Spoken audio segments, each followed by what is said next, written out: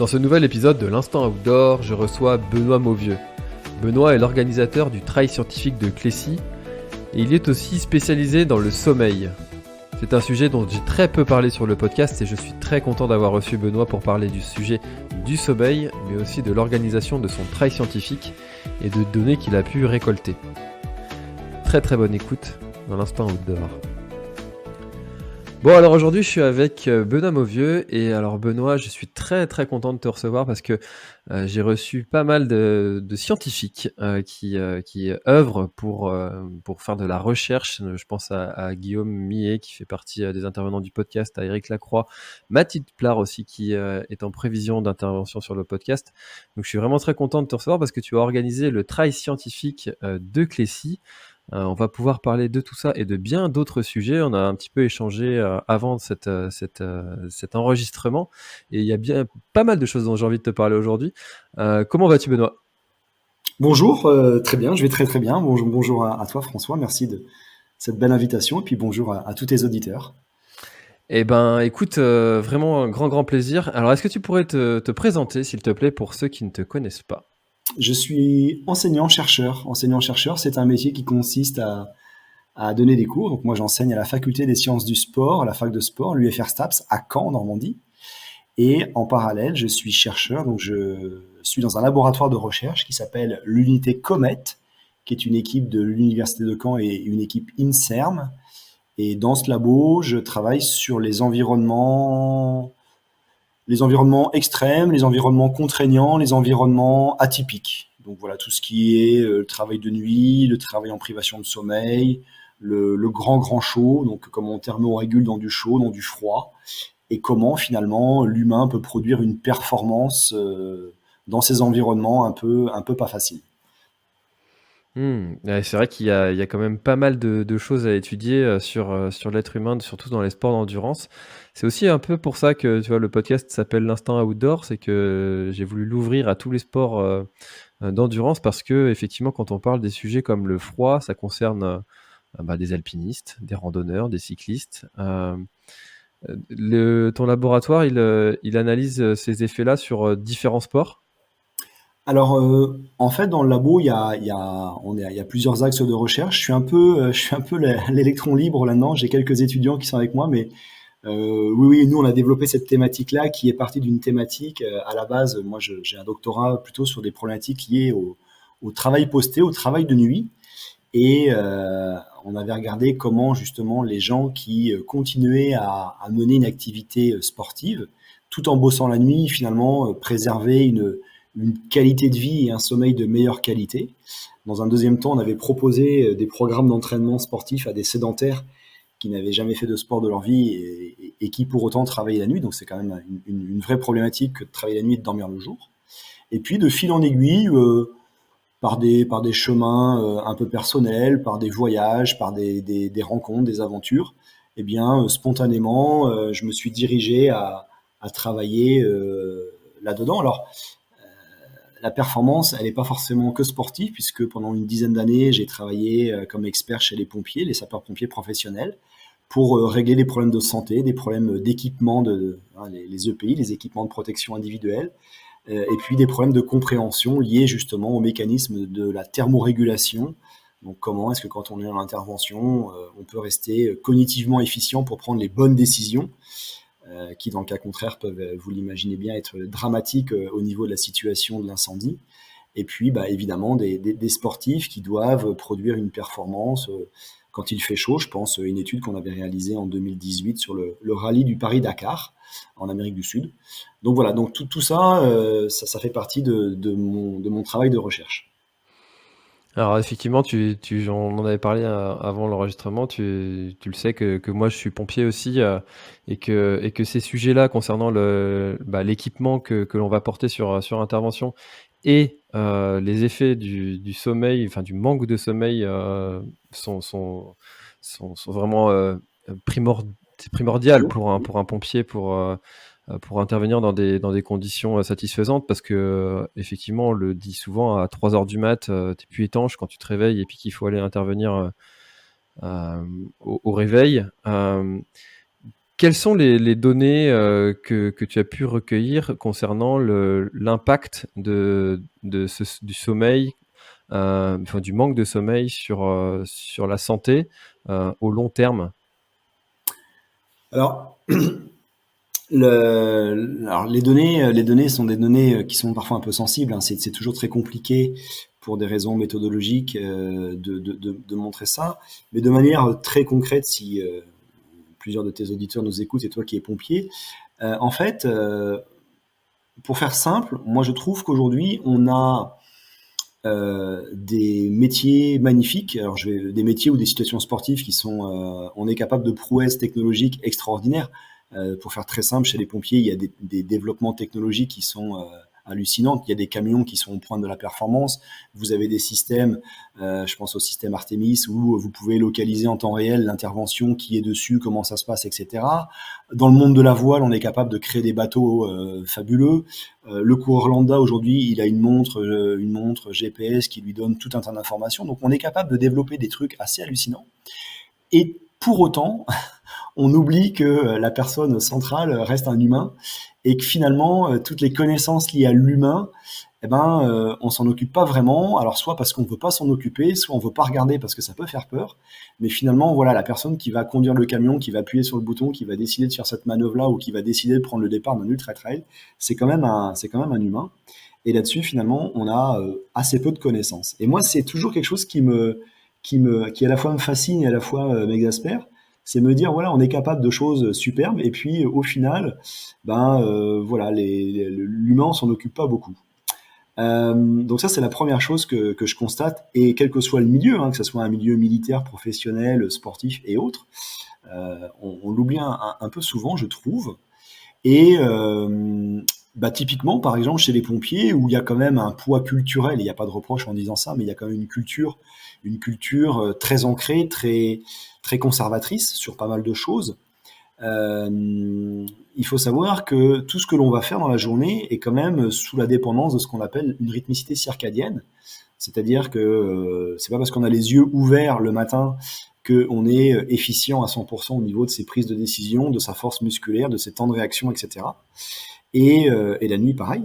Et à titre d'exemple, avec un collègue, on s'était, alors je vais dire amusé, parce que ça nous avait vraiment amusé de faire ça. On avait récupéré 10 ans de base de données sur un serveur, et on avait extrait de ces appels pour départ au secours, uniquement les départs pour arrêt cardiaque. Donc toi qui es pompier, hein, quand tu as ton bip qui sonne pour un départ pour arrêt cardiaque, en général, vous finissez pas votre café, hein, vous partez pleine balle. Et on a sur ce serveur-là la possibilité de savoir exactement l'heure à laquelle l'appel téléphonique est arrivé, donc à la seconde prête, et l'heure à laquelle la barrière du centre qui engage uniquement des pros, et non pas des volontaires qui ne sont pas forcément, on va dire, sur le site de la caserne, mais à domicile. Donc les interventions qui n'ont engagé que des pros, et on a l'heure de départ. Eh bien, la journée, on part en 3 minutes 51, donc c'est-à-dire qu'entre le moment où l'appel arrive, entre le moment où l'opérateur au CTA est capable de traiter l'information, type d'intervention, l'adresse, etc., puis déclencher les secours pour que le véhicule parte, 3 minutes 51. Et la nuit, entre 1h30 et 4h30 du matin, le camion sort de la cour en 9 minutes. Ah oui, quand même. Alors, je dis pas que c'est uniquement le pompier qui va avoir du mal à mettre son pantalon, ou il n'était pas forcément d'ailleurs allongé dans le lit, mais il pouvait être voilà, en repos dans une salle de repos, habillé, à attendre que l'intervention parte.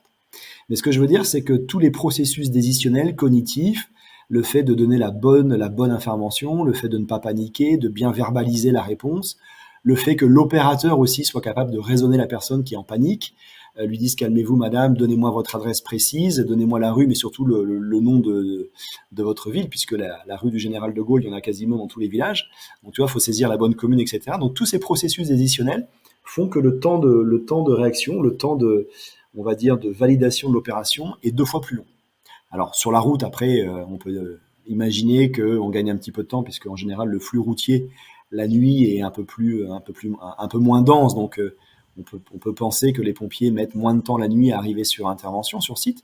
Mais n'empêche, tu vois que cette privation de sommeil, elle altère directement les mécanismes additionnels. Alors là aujourd'hui, ta chaîne c'est une chaîne outdoor et on parle beaucoup de trail et d'ultra trail. Donc finalement moi l'ultra trail c'est quelque chose qui va doublement m'intéresser. Enfin la problématique du trail m'intéresse on va dire pour deux raisons. La première c'est que je suis enseignant à la faculté des sciences du sport, donc c'est une discipline qui personnellement me touche beaucoup, me parle puisque je pratique. Pas l'ultra trail mais le trail et puis le triathlon. Et puis dans un deuxième temps, ce qui m'intéresse beaucoup dans le modèle dans l'ultra trail, c'est le modèle vraiment extraordinaire de cette discipline où on va demander aux gens de parfois courir avec 2 nuits de privation de sommeil et finalement d'aller très très très très loin dans leurs limites de fatigabilité, de dépassement de soi-même. Et donc en réponse à ce sport vraiment extraordinaire, on a des réponses physiologiques qui sont aussi extraordinaires.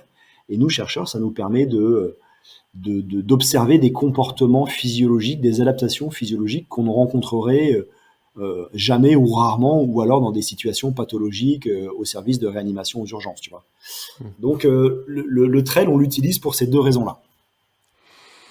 Alors pour illustrer ce que tu dis concernant les impacts du réveil sur l'organisme, il y a une anecdote que je raconte souvent à ma famille, mes amis. Quand j'étais pompier de Paris, ça avait sonné en pleine nuit et en fait on devait traverser, donc sortir de la chambre, traverser une pièce, traverser un couloir pour rentrer dans une autre pièce et appuyer sur entrée pour valider le départ. Mhm. Euh, et quand je me suis réveillé, je suis parti dans le mauvais sens, à l'opposé de la porte. Donc je suis arrivé dans la fenêtre, j'ai fait demi-tour, je suis arrivé au niveau du téléphone fixe qui était accroché au mur. J'ai décroché le téléphone et j'ai validé. Pour moi, j'étais en train d'appuyer sur entrée et en validant sur le petit bouton qui est à l'intérieur du téléphone quand on décroche là. Et pour moi, psychologiquement, j'étais en train d'appuyer sur entrée devant l'écran, quoi, pour dire un peu psychologiquement. Euh, on Oui, n'est on mais je n'est suis pas, pas. on n'est pas étanche. L'anecdote. Non, non, mais l'anecdote que tu racontes, alors à la fois, on peut la prendre comme ça au premier degré et puis en rire. Sauf qu'aujourd'hui, il y a énormément de tes collègues qui perdent la vie en intervention parce qu'ils s'endorment au volant, parce qu'il y a des collisions frontales sur des retours d'intervention, parce que les pompiers vont arriver au 36 rue du Général de Gaulle et puis vont appeler le CTA en disant bah écoutez on comprend pas, il se passe rien. Bah il dit écoutez si on a eu de multiples appels et il y a plein de gens dans la rue, et il y a les flammes qui sortent et puis les gars ils sont à Loiron, je sais pas ils sont à Mâcon au lieu d'être à Chalon-sur-Saône parce qu'il y a eu un problème de validation sur la bonne commune. Bien Donc sûr. l'erreur fait que bah voilà on arrive à des drames.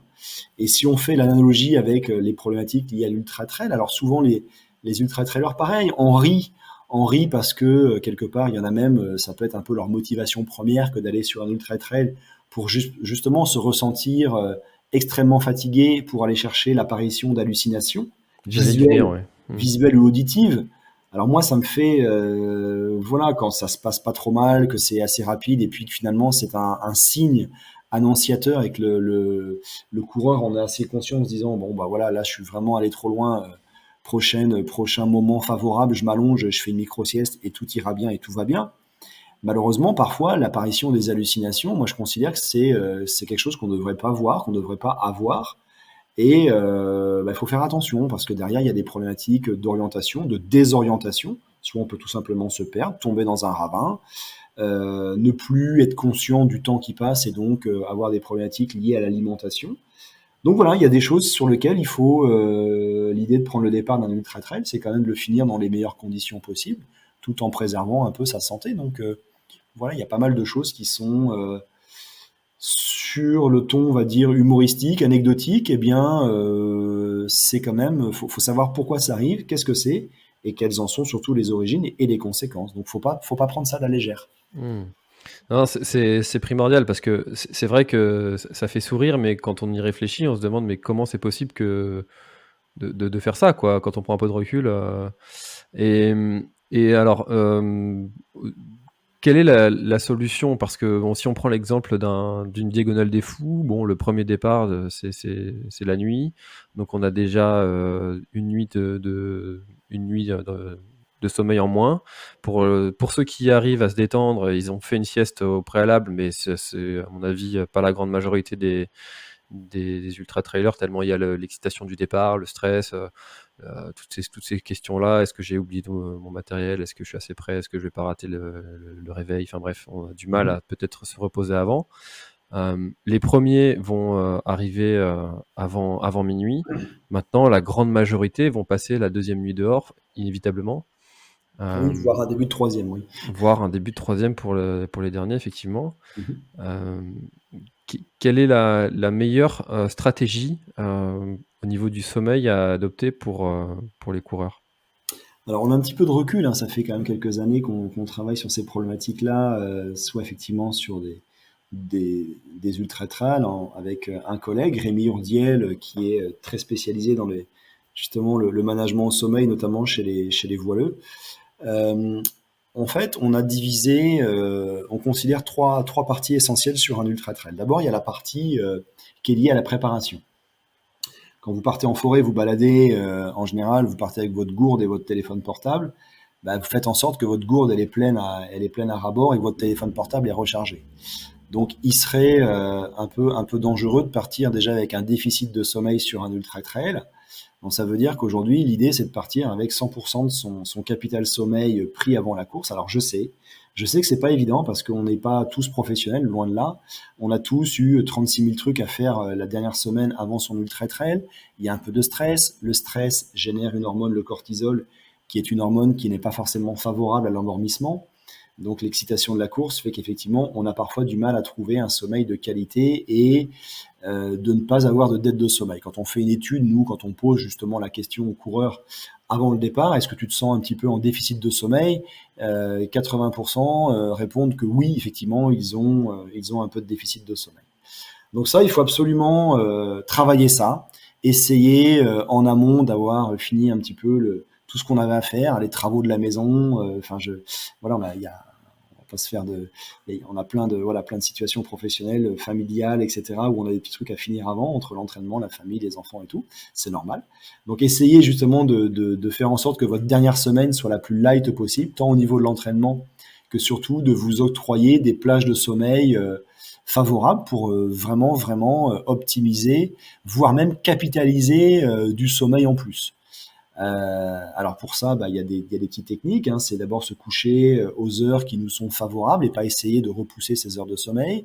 Essayer de se lever aussi à des heures régulières pour ne pas non plus se désynchroniser par rapport à ça. On sait très bien que plus vous allez vous lever tard, plus le lendemain vous allez avoir envie de vous coucher tard et puis vous rentrez dans un décalage chronique.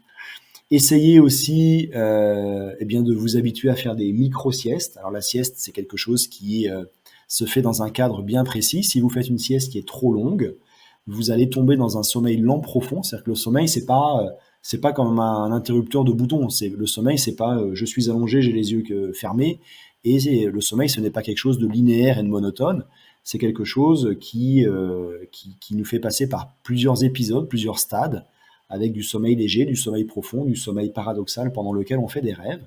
Et si vous faites une sieste, on l'a tous expérimenté, hein, la grosse sieste du dimanche après-midi où on se réveille complètement dans le coltard, on a du mal à se réveiller, bah, c'est une sieste qui est trop longue, qui nous emmène dans un sommeil profond trop long. Et voilà, donc une sieste, ça doit être assez court, ça doit durer une vingtaine de minutes. Ça nous permet de bien récupérer sans pour autant avoir cette inertie, cette espèce de train de sommeil qui reste là et qui nous met dans un état franchement pas du tout agréable. Donc voilà, pour ceux qui sont pas du tout adeptes à la sieste, je vous encourage vraiment à lire un petit peu ce que c'est qu'une sieste et à vous y entraîner. Parce que c'est pareil, il existe aujourd'hui des techniques un petit peu je vais pas dire voilà, c'est entre la méditation, la sophrologie, la concentration, la respiration, et ça nous permet vraiment de récupérer. Et ça, c'est vraiment super important. Donc, avant de prendre une course, arriver avec voilà, un maximum de capital sommeil. Et puis, on peut même, si votre départ, hein, souvent les ultra-trails, les départs sont à 18 heures quand c'est la saison estivale. Donc, de 13h30 à 15 heures, là, enfin, dans cette fenêtre-là, essayez de faire une petite sieste et bah, de dormir un petit peu plus avant de prendre le départ de la course. Puisque hein, si vous partez à 16 heures, vous êtes levé depuis le matin à 8-9 heures, donc ça fait quand même une bonne journée.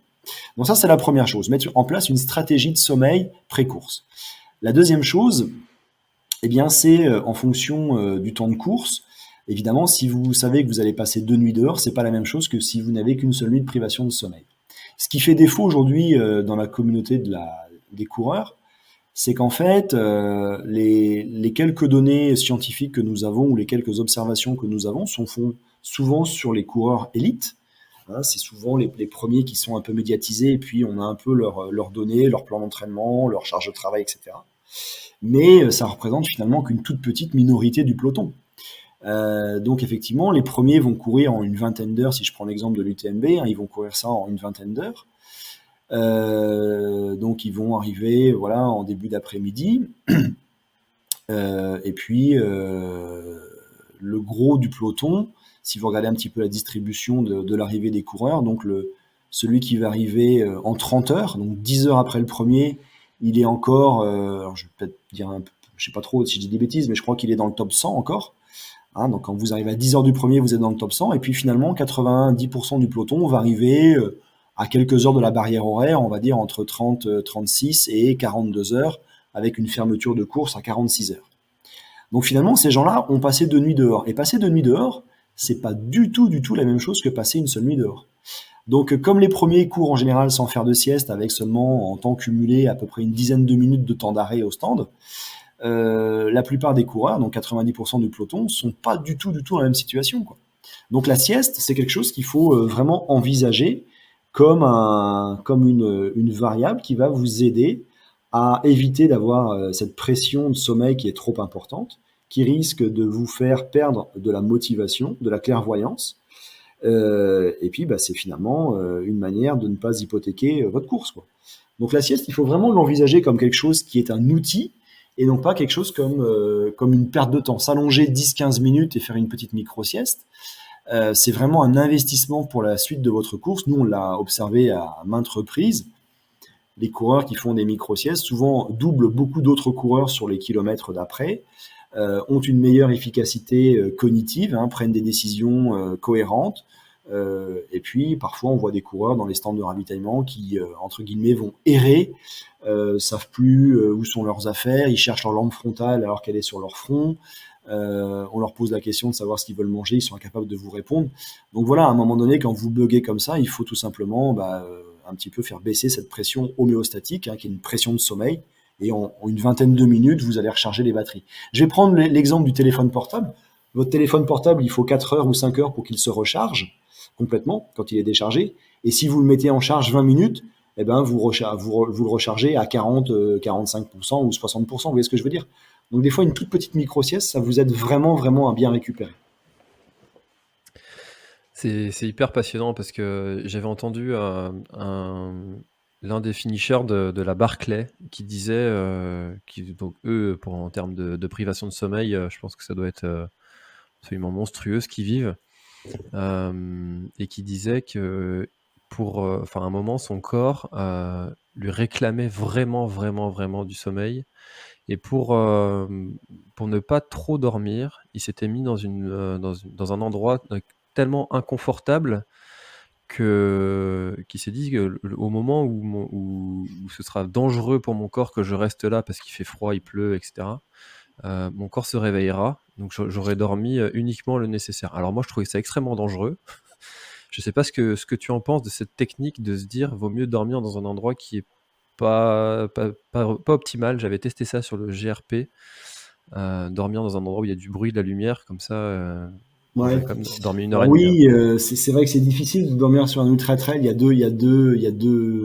deux endroits où on peut dormir. Soit on dort on va dire dans la zone de ravitaillement, mais c'est pas toujours simple parce que c'est un peu comme sur l'autoroute. Vous êtes en voiture, vous avez envie de dormir, vous slalomez sur l'autoroute, et puis finalement vous vous arrêtez sur une aire de repos. Vous sortez de votre voiture, vous marchez, vous prenez l'air, donc vous réactivez un peu le système. Vous arrivez dans la cafétéria, vous prenez un petit café, il y a de la lumière, il fait chaud, il y a de la musique, et puis vous dites oh bah non, finalement ça va, puis 3 bornes après vous redormez. Donc le problème de dormir dans une salle où il y a le stand de ravitaillement, là les refuges, il y a du monde, on retrouve du monde, on va manger, on reprend un petit peu d'énergie, de lumière, de musique, etc. Donc ça c'est compliqué de dormir dans un environnement qui est extrêmement bruyant. La deuxième solution, c'est de dormir en dehors. Alors en dehors, le problème, c'est que selon les conditions, alors l'été, ça peut être cool, hein, vous trouvez un arbre, vous vous mettez à l'ombre, voilà, vous vous mettez en position semi-assise et puis vous dormez. Le problème, c'est que le règlement de course fait que normalement, si vous voyez un coureur à terre, vous devez, en tant que coureur, lui demander si tout va bien. Alors, nous, on avait proposé à des organisateurs, en fait, de faire sous le dossard. De l'autre côté du dossard, hein, la plupart des coureurs ont leur dossard accroché sur un porte-dossard. Et bien, sous le dossard, en fait, vous retournez le dossard et c'est marqué en dessous, tout va bien. Voilà, je suis juste en train de faire une petite sieste. Merci de me laisser dormir, en fait, quoi. C'est ce qui se passe sur Euh, l'UTMB, il y a ça. ouais, c'était à l'initiative de Rémi Urdiel d'avoir proposé ça. Donc, je trouve ça assez intelligent. Vous pouvez aussi, et je pense que là, il y a un message aussi à faire passer auprès des organisateurs, c'est-à-dire que vous pouvez aussi dédier, organiser des salles, un peu des salles sommeil, des salles de sieste, des endroits qui sont un petit peu délocalisés du point ravitaillement, là où il y a de la musique, des speakers, etc. Donc vous pouvez à un autre endroit faire une sorte de grande salle avec soit des matelas par terre, des hamacs, des méridiennes, des transats, quelque chose où les gens peuvent dormir. Nous, ce qu'on fait souvent quand on est sur des protocoles de recherche, on a une petite ardoise Velleda, on marque l'heure à laquelle le coureur souhaite être réveillé. Comme ça, vous, en tant que coureur aussi, ça vous permet d'être hyper serein en disant, bah voilà, je suis sûr que je peux vraiment me détendre, me laisser entraîner dans mon sommeil et je sais qu'il y a un des bénévoles qui, dans 20 minutes, va me réveiller. Donc comme ça, je vais pas trop perdre de temps, je vais pas non plus me réveiller complètement vasouillard parce que j'aurais dormi 3 heures. Et donc, ça peut être une bonne méthode aussi que de prévoir ça. Vous pouvez aussi prévoir des petites boules de caisse parce qu'il y a trop de bruit et c'est difficile parfois bah, de se couper de ce monde de la course en fait. C'est ça qui est le plus difficile. Souvent les coureurs me disent bah, je suis fatigué mais j'arrive pas à dormir parce que je suis en stress, parce qu'il y a du bruit, parce que je suis dans ma course et j'arrive pas à couper. Donc je pense que ça se travaille, hein. Vous les coureurs, vous passez énormément de temps à vous entraîner. L'entraînement, c'est pas que faire du renforcement musculaire, du fractionné, de la course et de la course et de la course. Il y a aussi d'autres méthodes, d'autres stratégies, la préparation mentale, la sophrologie et autres qui vous permettent justement de vous endormir et de vous inciter à aller chercher un sommeil ultra rapide sur une micro-sieste. Et puis ça s'apprend en termes de ressenti, c'est-à-dire que, alors, personnellement, moi je suis vraiment l'adepte de la sieste, ça fait rire un peu tout mon entourage, mais quand je sens que c'est le moment, il y a une sorte de fenêtre, alors les marins parlent souvent de fenêtre météo, une sorte de fenêtre favorable pour prendre un alizé ou quelque chose comme ça. Le sommeil, c'est pareil, quand vous sentez que c'est là, c'est tout de suite et c'est maintenant, c'est pas dans une demi-heure parce qu'après ce train de sommeil va passer. Et si vous sentez que vous en avez là immédiatement le besoin, eh bien vous vous allongez, vous fermez les yeux, vous vous détendez et en 3 minutes, vous êtes en train de ronfler, quoi. Donc c'est des choses aussi que l'on doit ressentir, il faut s'écouter. Et nous, ce qu'on s'aperçoit, c'est que les gens qui ne veulent pas dormir, eh bien, sont souvent des gens qui se traînent, n'avancent plus, et puis leurs paramètres, on l'a bien vu avec les cils, là, les paramètres sont vraiment, les paramètres physiologiques qu'on a enregistrés sont vraiment pas bons. Et on a juste envie de leur dire, bah voilà, plutôt que de faire un travail très peu qualitatif, arrête-toi un quart d'heure. Et ce quart d'heure-là, faut vraiment l'imaginer comme un investissement pour la suite de la course, quoi. Hmm. Mais Mais comme dans tous les c'est métiers, hein, primordial ce côté je m'écoute, j'écoute les sensations que mon corps m'envoie. Euh, mais des fois, c'est assez perturbant de savoir qu'est-ce qu'il est en train de nous dire. Je prends l'exemple au début, quand j'ai commencé le long, sur des trails de 50 et quelques kilomètres, j'avais toujours un espèce de coup de barre où je me disais, là, je pourrais très bien m'allonger au bord du sentier et m'endormir instantanément. Mais est-ce que c'est que j'ai vraiment besoin de sommeil? Est-ce que finalement, je suis pas en train de faire une hypo?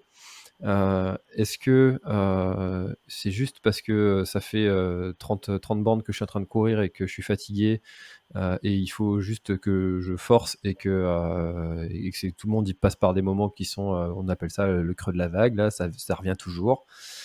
C'est pas toujours simple de non? savoir comment adapter les signaux de son corps, hein. Ouais. Alors aujourd'hui, on a la chance d'avoir quand même, on est pas mal, entre guillemets, connectés, hein. Il y a pas mal d'objets qui nous permettent de savoir ça. Sur un 50 km, si c'est pas une course de nuit, normalement, il n'y a pas de raison d'avoir cette fatigue, sauf si tu avais fait une garde de nuit, tu vois, des choses comme ça.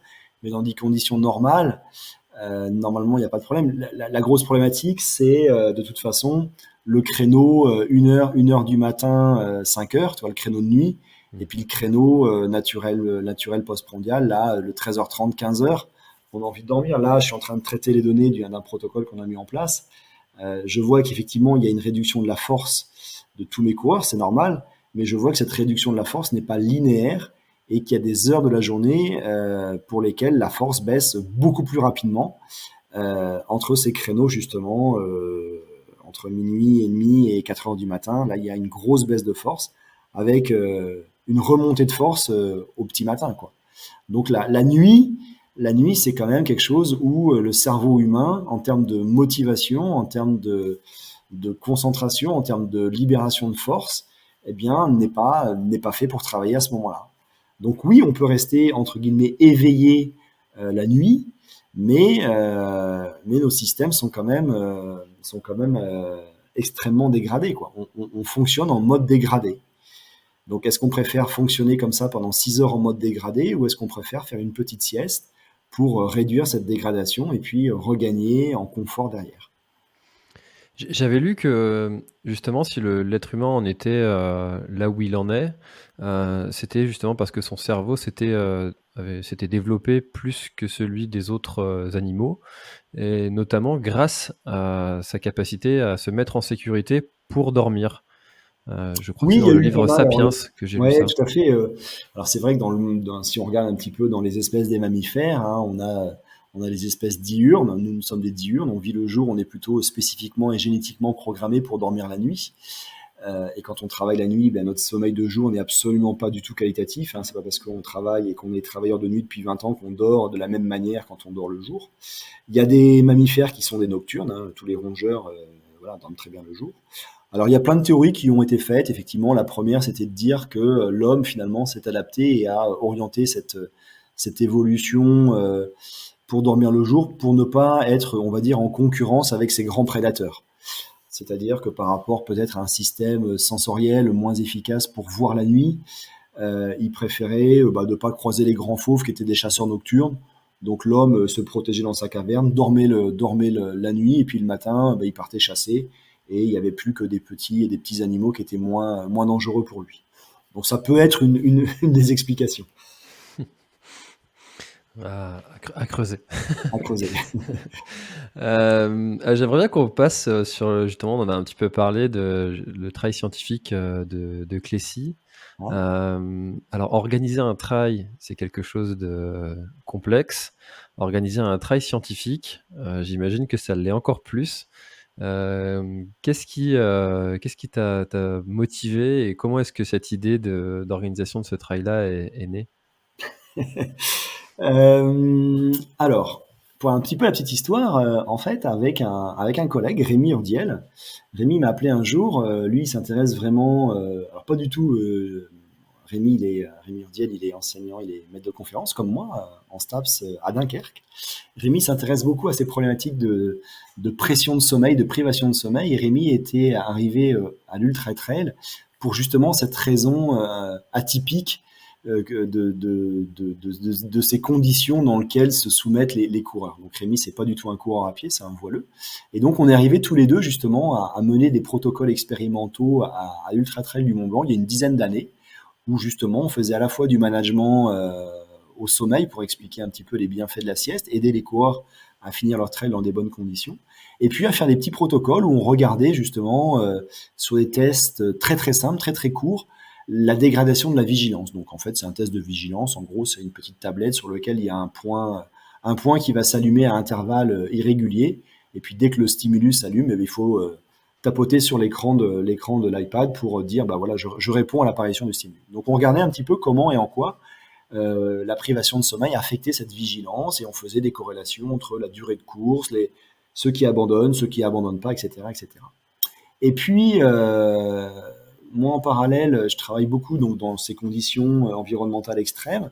Donc, moi, ce qui m'intéresse, c'est la capacité aussi à thermoréguler. C'est-à-dire que la thermorégulation, nous, on est des homéothermes, on a des capacités justement à thermoréguler. Donc, soit à produire de la chaleur quand il fait froid, pour faire en sorte que notre corps reste à peu près aux alentours de 37 degrés. Mais vous savez que à l'effort, on produit beaucoup de chaleur Et si on fait un petit peu comment on pourrait dire, un parallèle, une petite image avec le label énergétique d'une classe d'un frigo que vous allez acheter, hein, quand vous achetez un appareil électroménager, vous avez son classement énergétique. Bah, l'humain est vraiment, vraiment pas du tout écologique, puisque 80% de notre énergie que l'on va utiliser, dépenser, se libère sous forme d'énergie calorifique.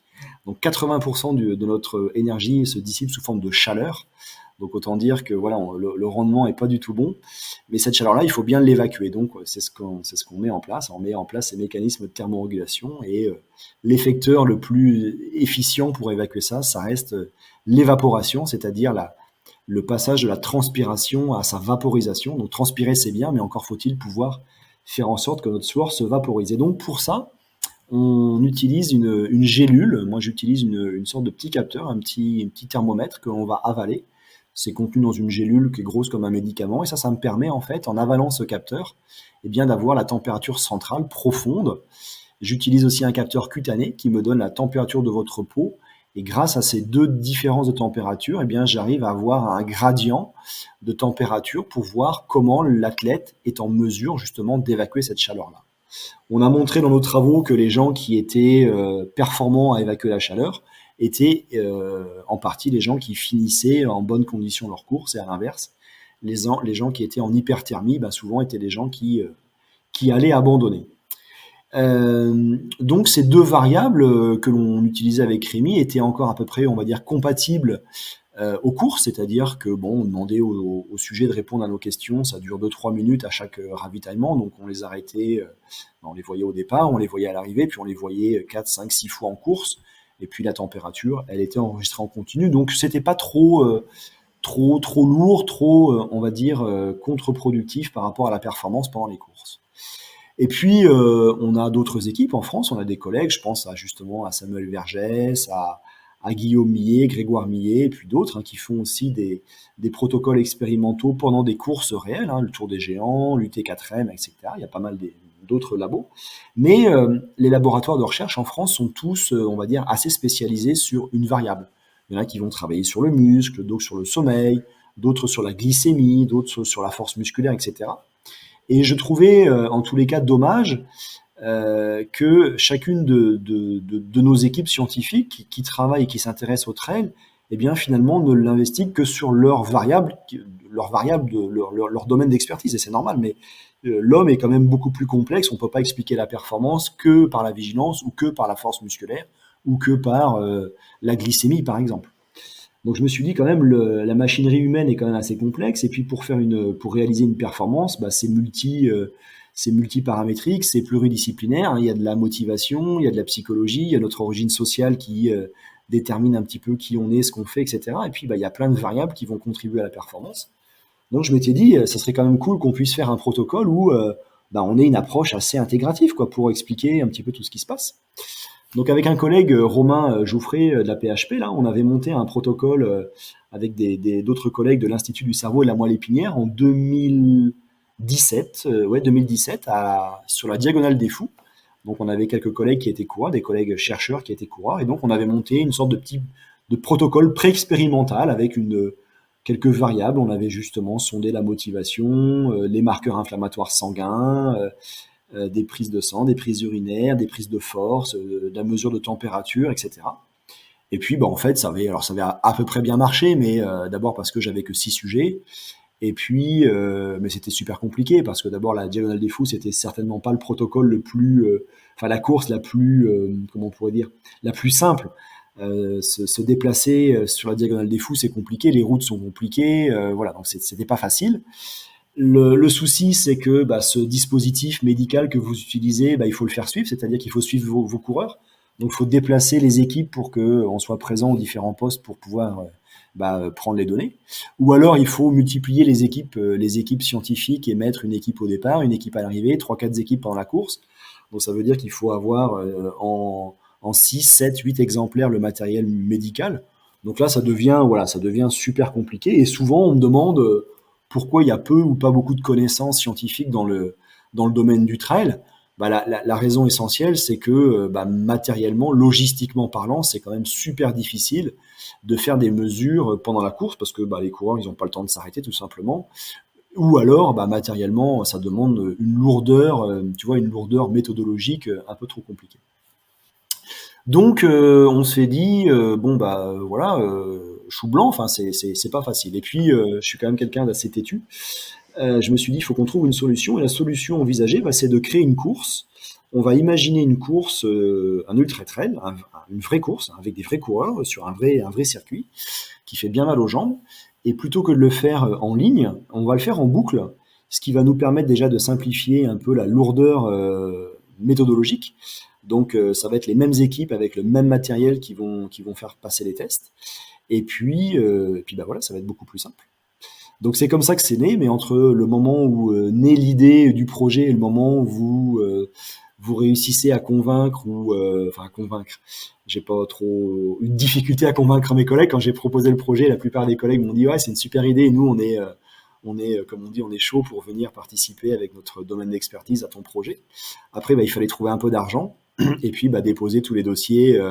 Bah, qui sont effectivement, tu le disais, organiser un trail aujourd'hui, c'est pas simple parce qu'il faut les autorisations préfectorales, il faut les barrières, la rubalise, le circuit, l'infrastructure et tout ça. Plus aujourd'hui, bah, avoir les autorisations auprès on appelle ça la commission du comité d'éthique, hein, puisque quand vous faites un protocole expérimental, vous devez soumettre votre projet scientifique à une commission d'expertise qui vous dit, bah voilà, éthiquement parlant, votre protocole est recevable ou non et le nombre de mesures, la quantité de sang qui va être prélevée rentre, on va dire, dans un cadre éthiquement recevable. Donc il faut passer toutes ces étapes-là, il faut trouver des coureurs et puis bah, il faut se lancer et puis c'est parti. Et alors ça représente combien de temps pour préparer un événement comme ça et de personnes? Alors ça représente, bah, je te dis, l'idée, je l'ai eu à la suite de la Diagonale des Fous en 2017. Ça c'était l'idée, on l'a fait le 11 novembre 2020 T1. Donc il a fallu quasiment 4 années pour que tout ça, enfin 3 ans et demi pour que tout ça, ça puisse voir le jour. Alors contexte un peu particulier, hein, vous le savez bien, on a eu un an, on devait le faire en 2020, mais il y a eu le Covid qui nous a ralenti d'une année. Voilà, il nous a fallu 2 bonnes années pour écrire les protocoles, pour avoir l'ensemble des autorisations, trouver le financement, un financement qui nous a été alloué par la région Normandie. Donc voilà, ça, voilà. Et puis en fait, dans ce financement, j'ai eu la chance d'avoir un financement qui m'a permis de recruter un ingénieur d'études, un coureur, Corentin Ingrand, qui a rejoint l'équipe, hein. C'est un étudiant qui vient de Lille. Voilà, donc on a monté ce projet-là tous les deux. Euh, et on a eu 130 bénévoles, donc j'ai embauché énormément d'étudiants de la faculté des sciences du sport, des étudiants en première, deuxième, troisième année qui nous ont aidés. Bah, tous les bénévoles classiques d'une course, hein, je pense aux commissaires courses, aux kinés, aux ostéos, aux gens qui sont à la cantine pour bah, servir les repas de tout le monde.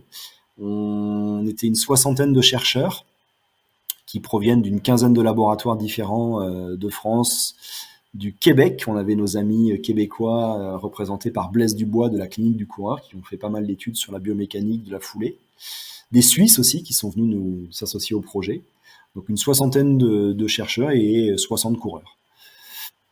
Ça représente quand même pas mal de monde, hein. 230 personnes, ouais.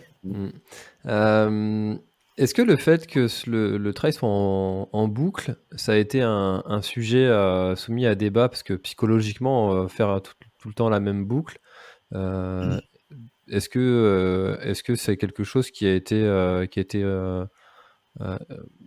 un peu contesté par certains ou Ouais, pas? alors contester, non. Enfin, j'ai pas. Ça s'est très très bien passé. La plupart des coureurs, alors faudrait vraiment leur poser peut-être plus en profondeur la question. On en a un petit peu débattu, mais ça n'a pas soulevé de polémique. En gros, les coureurs nous disaient qu'à chaque tour, c'était une nouvelle course. Il y a 6 tours. Mais alors bon, la boucle faisait 26 km, 1000 mètres de dénivelé.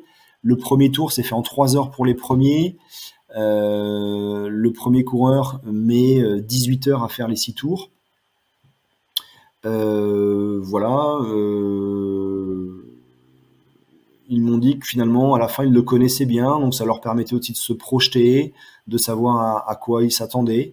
Vous savez, dans les protocoles expérimentaux, il y a toujours des avantages et des inconvénients.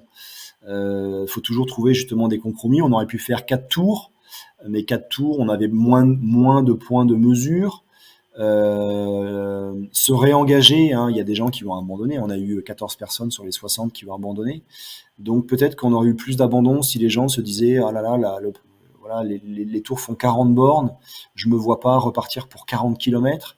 Donc voilà, il fallait trouver un compromis entre des tours suffisamment long pour ne pas avoir non plus des coureurs qui étaient là toutes les demi-heures parce que bah, sinon on allait bloquer au niveau de nos protocoles expérimentaux. Il fallait être en mesure d'absorber tous les coureurs sans qu'il y ait de temps d'attente au niveau des enregistrements. Des tours trop longs, ça allait être un peu compliqué. Donc c'est toujours dans un protocole expérimental, il y a toujours voilà, des compromis, des ajustements à trouver. Mais en tous les cas, les coureurs ne se sont jamais plaints, ou en tous les cas pas à moi, mais n'ont jamais trouvé ça trop monotone ou trop répétitif, quoi. Hmm. Non, ça m'intéresse ce sujet parce que je vais bientôt participer à la course Le Dernier Homme debout. Oui, bah bien sûr, c'est des formats qui se font beaucoup depuis quelques années, là, 6 km, 700 en général à faire pendant X fois, jusqu'à ce que mort s'en suive, comme on C'est dit. ça. Donc là, ouais, c'est une autre préparation, ouais, ouais, ouais, Course de hamster. ouais, ouais.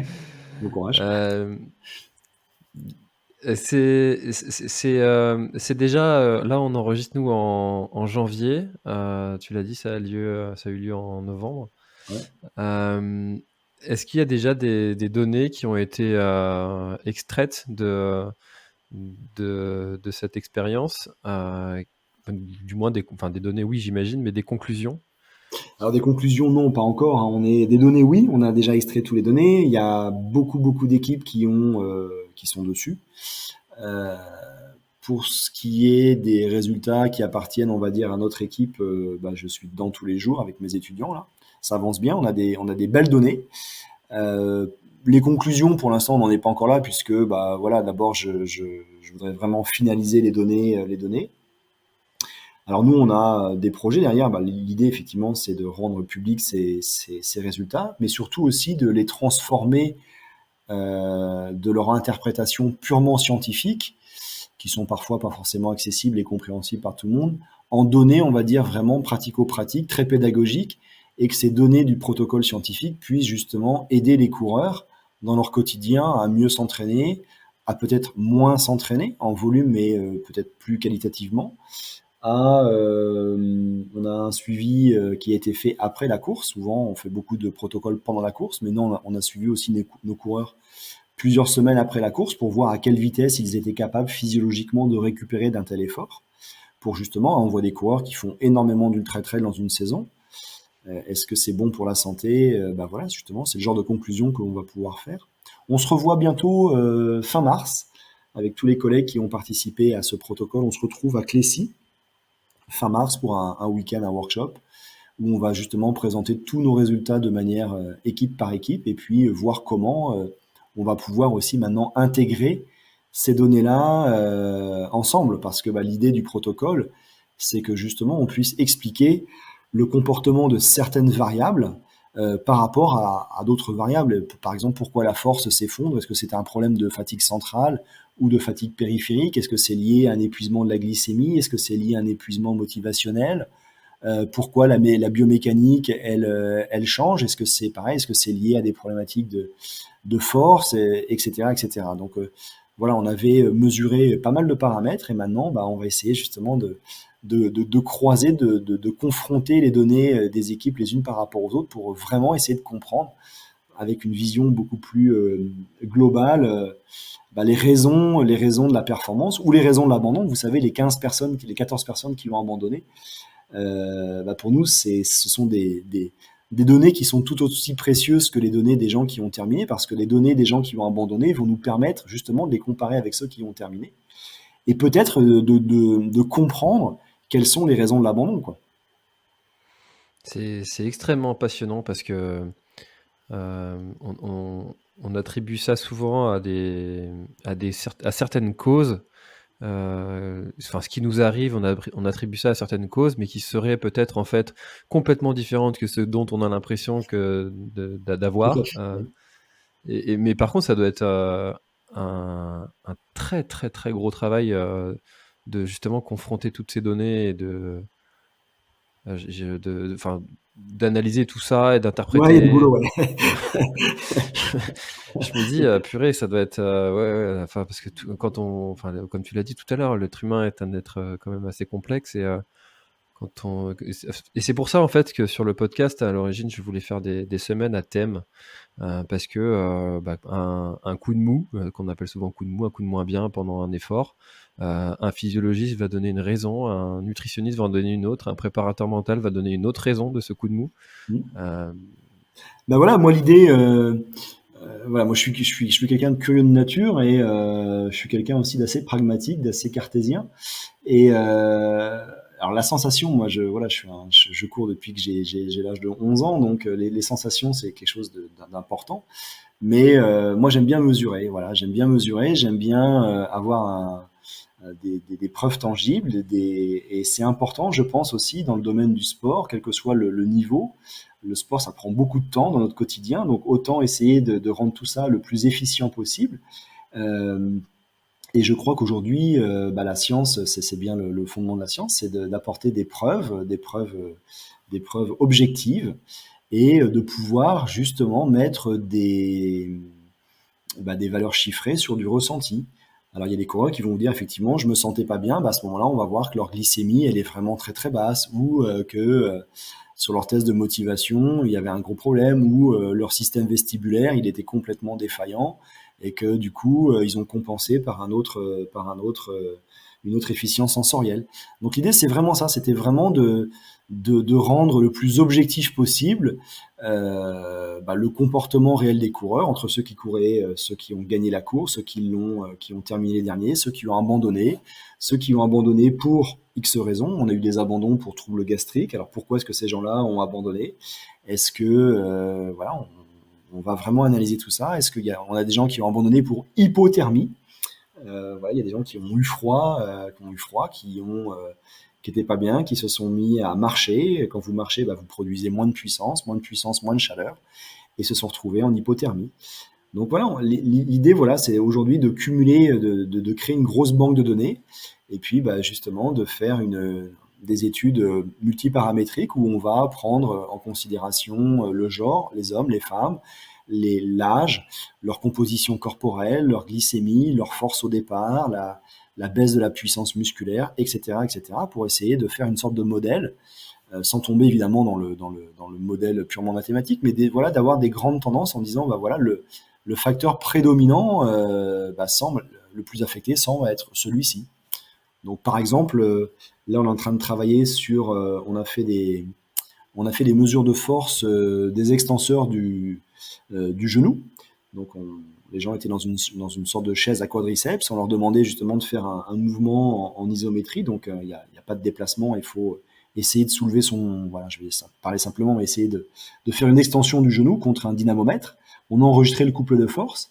Mais on s'aperçoit que dès le premier tour, on a à peu près 60% de la force qui diminue. À la fin du troisième tour, on a plus que on a une baisse de 85% de la force. Et donc, les trois derniers tours sont faits avec les 15% de force restantes, quoi. Donc, tout l'effondrement se fait dès le départ. Et là, on est en train, de manière beaucoup plus précise, de regarder comment évolue cette force-là entre les hommes et les femmes, entre les finishers et les non-finishers. Et même plus précisément, on a des gens qui sont, quand vous courez, il y a des gens qui sont très latéralisés. C'est-à-dire qu'on a tous une jambe d'appel. Là-dessus, il n'y a pas de problème. Mais que quand vous avez un obstacle à monter, par exemple une petite marche à monter, il y a des gens qui vont toujours pousser avec la même jambe d'appel.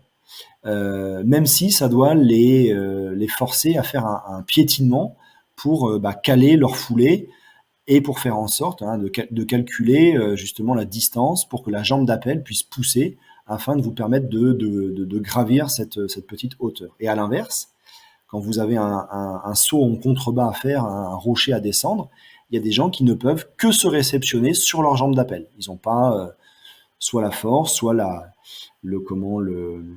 confiance de se réceptionner sur leur jambe qui n'est pas leur jambe d'appel. Donc forcément, la jambe d'appel est toujours la jambe qui travaille. Et donc, on est en train de regarder si justement les gens qui sont latéralisés versus ceux pour qui ça pose absolument aucun problème de monter ou de descendre, quelle que soit la jambe d'appel ou de réception. Et donc, c'est des petites choses comme ça qu'on est en train de regarder un petit peu plus précisément. Et derrière, ça pourrait avoir des conséquences pédagogiques en disant aux gens, bah voilà, votre jambe d'appel, elle perd tout de suite 75% de sa force. Et donc, du coup, à force de l'ultra sollicité, vous n'avez plus qu'une jambe efficace, c'est la jambe de non-appel. Donc, il faudrait peut-être répartir plus intelligemment ou plus. Donc, ça demande du travail, ça demande du travail technique, etc., etc. Donc voilà, on a plein de pistes comme ça qui vont et qui devraient permettre aux athlètes d'améliorer leur entraînement et leur course en général. C'est énormément de personnalisation parce que, enfin, tous les êtres, encore une fois, hein, sont différents Bien sûr. et il y a énormément de facteurs qui peuvent expliquer les mêmes, choses. Oui. Hem, c'est ultra intéressant. Je suis en train d'imaginer, en fait, au même moment des situations où on peut vivre la même chose, mais pour des causes complètement différentes et ça doit être un beau casse-tête à analyser. C'est un beau casse-tête. C'est un beau casse-tête. On a beaucoup de données, hein, mais bon, voilà, maintenant ça va se faire, ça va se faire. On a quelques années de travail devant nous. C'est pour ça qu'on nous a beaucoup interrogé sur la suite. Alors évidemment, en 2022, on ne va pas réitérer ce protocole-là parce que ça serait prématuré, je pense. On n'aura pas le temps d'avoir complètement soit terminé de traiter nos données et encore moins de les avoir complètement interprétées et d'avoir apporté toutes les conclusions possibles. Mais en tous les cas, voilà, moi je suis déjà en train de lever des fonds, de réfléchir pour un protocole 2023, à peu près à la même époque. Peut-être un petit peu plus tôt dans la saison, parce que novembre ça fait un petit peu tard, mais peut-être plutôt septembre, octobre, et encore, faut pas non plus se retrouver dans des dates concurrentielles d'événements. Il y a la Swiss Peak, il y a la Diagonale des Fous, on est juste après l'UTMB, donc il faut aussi trouver des dates qui soient compatibles avec le calendrier, mais bon, on n'a pas non plus beaucoup de personnes. Mais en 2023, on imagine un paradigme un petit peu différent, où là, on a proposé une course de 156 km, 6000 mètres de dénivelé, donc forcément réalisé avec des chronos très différents en fonction du niveau de nos coureurs. Là, j'imagine une course de 48 heures, donc un départ, par exemple, un départ à midi, arrivé 2 jours après à midi. Toujours le même principe, un circuit en boucle, à chaque boucle des mesures de différentes variables. Et puis là, justement, la durée de l'éveil serait identique pour tout le monde, avec éventuellement quelques siestes ou des volumes de siestes un petit peu différents en fonction des coureurs, et des barrières horaires toujours, hein, pour leur mettre un peu la pression. Mais voilà, ça serait un peu le projet 2023, hein, donc un ultra trail de 48 heures avec cette approche scientifique, et puis surtout alors on verra comment, mais peut-être une sélection de coureurs peut-être plus régionaux, pour pouvoir avoir un suivi sur quasiment un mois. Hein, je verrais bien des coureurs qui viendraient un jour, 2 jours, 3 jours après la course, 7 jours après la course, 8 jours, 15 jours, un mois, qui pourraient revenir au CHU à Caen pour faire quelques analyses de force, de prise de sang, nuit de sommeil. Pour vraiment, moi, ce qui m'intéresse aussi, c'est dans cette troisième partie de la course, donc il y a la préparation avant, les siestes pendant, mais il y a aussi la récupération post-course. Et finalement, on pourrait penser qu'après un ultra trail, on est tellement fatigué qu'on dort super bien, et visiblement, c'est pas le cas du tout. Les Je gens confirme. on a mal, on est un peu cassé, on a mal partout, on est un peu en hyperthermie, on est parfois un peu excité voilà, il y a une sorte de retombée, une sorte de pression qui doit retomber. Donc ça, c'est bon, c'est un fait, mais derrière, toi qui es pompier, t'imagines les conséquences. Ça veut dire que le lendemain, tu retournes au boulot. Ça veut dire qu'au travail, tu t'engages dans une activité qui est plus ou moins dangereuse. Donc, moi, ce que je voudrais faire aussi, c'est prévenir les gens en disant, voilà, déjà, vous rentrez pas tout seul, vous rentrez accompagné, essayez de poser votre journée le lendemain. Et voilà, terminer un trail le dimanche à 16 heures et reprendre le boulot le lundi matin au poste à l'usine à 4 heures. Pour l'employeur, c'est dangereux, quoi. Pour vous, c'est dangereux, mais pour tout le monde, c'est dangereux. Donc, il faut penser aussi à ça, quoi. Je crois que c'est aussi des choses sur lesquelles on n'insiste pas forcément. Et les organisateurs, finalement, une fois que vous avez passé la ligne d'arrivée, ils sont plus responsables de vous. Mais c'est à vous aussi de vous prendre en charge et d'être extrêmement attentif par rapport à ça. Donc tout ça, c'est des petits détails qui nous intéressent et sur lesquels on aimerait justement communiquer auprès des coureurs, mais aussi des organisateurs pour sensibiliser la communauté à faire attention à leur santé. Voilà.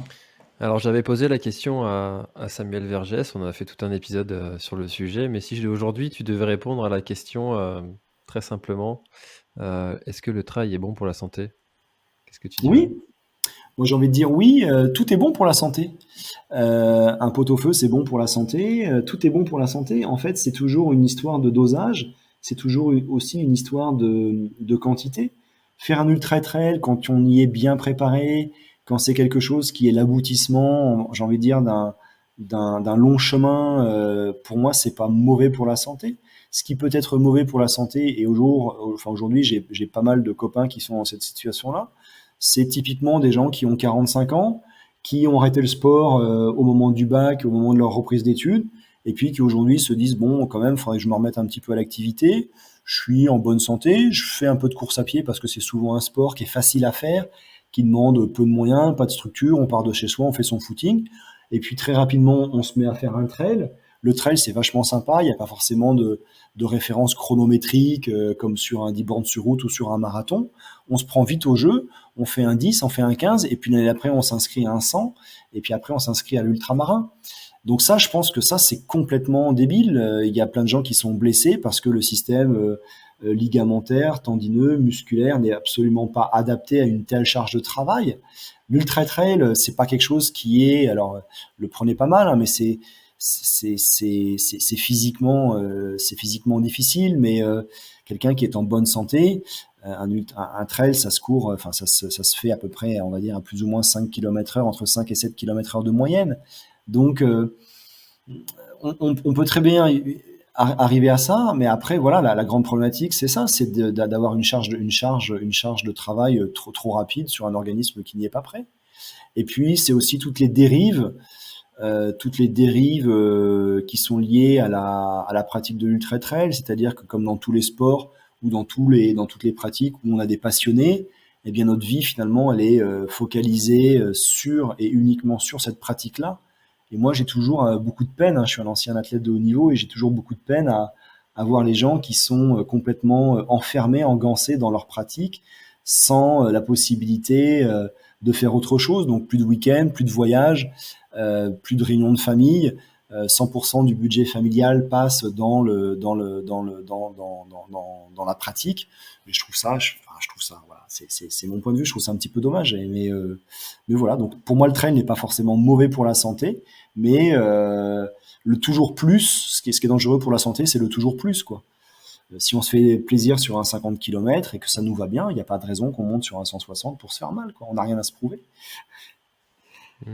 Je pense que si vous invitez Mathilde Plard, avec qui on a travaillé à Clécy, elle vous en parlera beaucoup mieux puisque c'est son métier. Mais c'est vrai qu'aujourd'hui, je crois qu'on a besoin d'une forme de reconnaissance sociale et que la plupart des gens qui se lancent sur le trail, de l'ultra trail, c'est aussi faire partie de cette communauté pour avoir cette reconnaissance un peu sportive et sociale. Je suis finisher d'un ultra trail, donc voilà, moi quand j'étais petit, que mon tonton faisait un marathon à l'époque, quand dans les années 80, quand on était marathonien, alors on était un peu un extraterrestre, quoi. On était quelqu'un de waouh, c'était un marathon, c'était un truc de fou, quoi. Aujourd'hui, le marathon, c'est rien, enfin c'est rien. Si, c'est beaucoup encore, mais voilà, justement, il y a le toujours plus fait qu'aujourd'hui les gens vont essayer de s'identifier à un Kylian Jornet, et ont cette envie d'appartenir à cette société-là, à ce clan. Et pour autant, ils n'en ont pas forcément les moyens physiques. Donc écoutez-vous avant tout, avant de vous lancer dans des défis fous. Exactement, et bah, c'est une très belle conclusion et effectivement, je recevrai Mathilde parce que tous ces sujets, sociétaux m'intéressent, Oui, énormément et c'est donc peut-être que quand vous écoutez l'épisode, que vous êtes en train d'écouter l'épisode avec Mathilde est déjà sorti, donc allez voir ça. très bien, avec plaisir. Et ben, Benoît, merci beaucoup. Est-ce qu'il y a quelque chose que tu voudrais, ajouter, peut-être pour clôturer notre échange? Non, bah, enfin, c'est super sympa. Moi, je trouve ça très enrichissant, justement, de pouvoir échanger. Moi, je suis assez friand de ça parce que finalement, là, nous, les chercheurs, on a aussi besoin des retours d'expérience des coureurs. On est là, les chercheurs, je pense qu'on, alors, je sais pas si on a une bonne ou une mauvaise image, mais vous savez, on est accessible. On est là pour répondre aussi à des besoins très pratico-pratiques.